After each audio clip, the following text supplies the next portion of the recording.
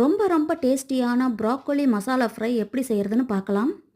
அதுக்கு பேனை ஹீட் பண்ணிவிட்டு ஆயில் சேர்த்துக்கலாம். கூடவே 5-6 பல் பூண்டை தட்டி சேர்த்துக்கங்க. கொஞ்சமாக கருவேப்பிலை, 2 மீடியம் சைஸ் பெரிய வெங்காயத்தை பொடியாக கட் பண்ணி சேர்த்துருக்கேன். கொஞ்சமாக உப்பு எல்லாம் சேர்த்து நல்லா ஃப்ரை ஆனதும் அடுப்பை லோ ஃப்ளேமில் வச்சுருங்க. அடுத்ததாக 1 ஸ்பூன் மிளகாய்த்தூள், 1/2 ஸ்பூன் தனியாத்தூள், 1/2 டீஸ்பூன் கரம் மசாலா, கொஞ்சமாக மஞ்சள் தூள் சேர்த்து நல்லா மிக்ஸ் பண்ணிக்கோங்க. இந்த ப்ராக்கோலி ஹெல்த்துக்கு ரொம்பவே நல்லது. புற்றுநோய்க்கு எதிராக செயல்படுது. எலும்புகளுக்கு நல்ல வலிமையை கொடுக்குது. மசாலா நல்லா மிக்ஸ் ஆனதும் ஒரு மீடியம் சைஸ் தக்காளியை பொடியாக கட் பண்ணி சேர்த்துக்கிறேன்.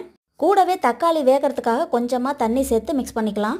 கொஞ்ச நேரம் மசாலா வேகிறதுக்காக மூடி போட்டு வச்சிடலாம்.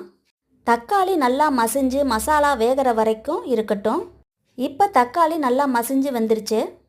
அடுத்ததாக ஒரு மீடியம் சைஸ் ப்ராக்கோலி எடுத்து கொதிக்கிற தண்ணியில் போட்டு கழுவி வச்சுருக்கேன். அதை இந்த மசாலாவோடு சேர்த்துடலாம். ஃப்ரெஷ்ஷான பூவாக இருந்தால் தண்ணி சேர்த்து வேக வைக்கணும்னு அவசியம் கிடையாது. அடுப்பை லோ ஃப்ளேமில் வச்சு மூடி போட்டு வேக வச்சாலே வெந்துடும். தேவைப்பட்டால் மட்டும் தண்ணி கொஞ்சமாக தெளிச்சுக்கோங்க. ப்ராக்கோலி நல்லா குழவாக வேகக்கூடாது. கொஞ்சம் க்ரன்ச்சியாக இருந்தால் தான் நல்லாயிருக்கும். இந்த அளவுக்கு நல்லா வெந்து ட்ரை ஆனதுக்கப்புறம் ஒரு கையளவுக்கு வறுத்த நிலக்கடலையை மிக்சியில் கோர்ஸாக அரைச்சி இதோட சேர்த்து வதக்கி எடுத்துக்கலாம். நல்லா ட்ரையாக வதக்கி எடுத்துக்கோங்க.